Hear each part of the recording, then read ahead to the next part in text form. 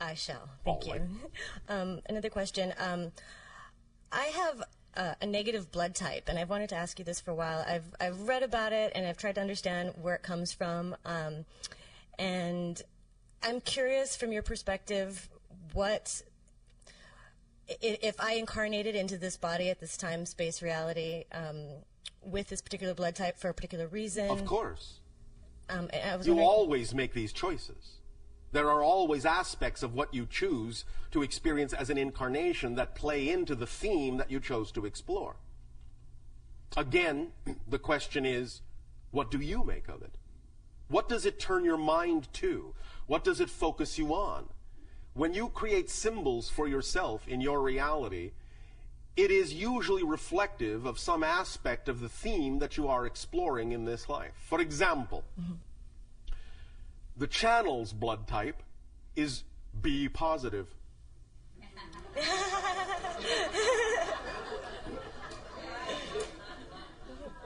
Catch my drift? Yes. Does that help? Yes, no, maybe.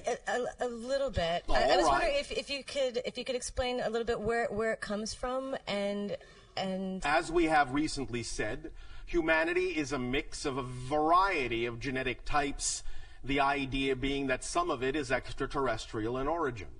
So in that you have these mixed up genetics, some of the issues of blood type are connected to that, and some of them are also representative of the indigenous stock of the hominid that evolved naturally on the planet. But at this point in time, as you call time, at this point in your evolution, at this point in your day and age, it all simply functions right now as a symbol in the sense of whatever it is that it turns your mind to most strongly is usually a reflective indication of a theme that you are exploring, and that's the way to utilize it, in our opinion, at this time. Okay. All right. Yes. And I have one last question. It's a little odd question. Oh, an odd question as opposed to an even question. Yes, well, Exactly. It's question 3. I guess that makes it odd. All right. Okay. I've been studying a lot of mythology, Yeah. and the stories are really fascinating. I can see how they're all related across, the Bible and Egypt and Yes, whatever. yes, yes. And there's a story of Samson, Yeah. and the strength was in his hair. Yes. And it got me wondering if we hold our wisdom in our hair. And Not literally. Not literally. And what it is, why, is there a thought form that manifests as no hair in men? and no offense to our channel, obviously. I don't have any hair either.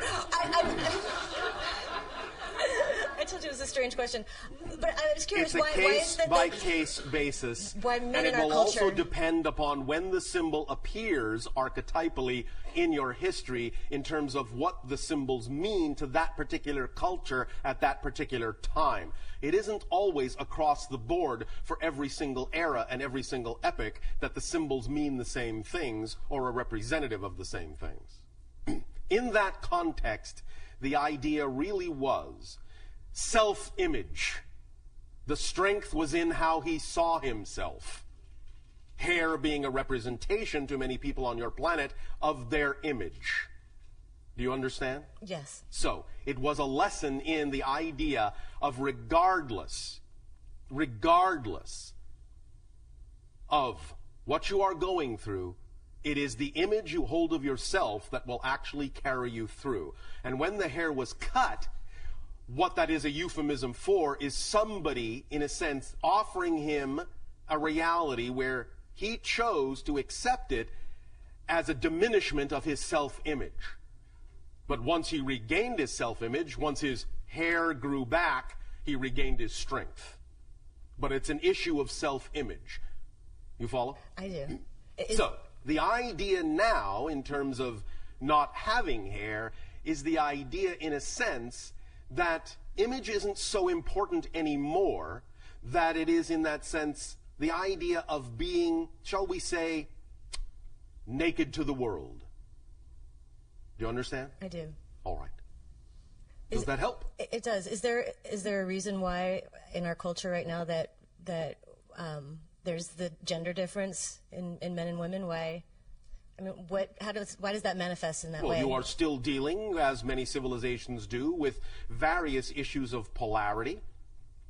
And the idea will continue for quite a while in your civilization, even as it still to some degree continues in ours, even though we are becoming more homogenous and becoming less physical. There is still the expression of the polarity to some degree, because there are still themes of polarity to explore on that level in your reality. Okay. And when you say polarity, you mean hair and no hair? I'm confused. I am speaking now of what you just said about the idea of male and female. Right. But I'm saying, why is it that men in our culture tend to, it's usually not a pleasant thing when this happens to men in our culture, and I'm wondering why it manifests that way as a gender difference. Vulnerability. The males require more vulnerability. You understand? I do. Thank you. Thank you. Thank you very much.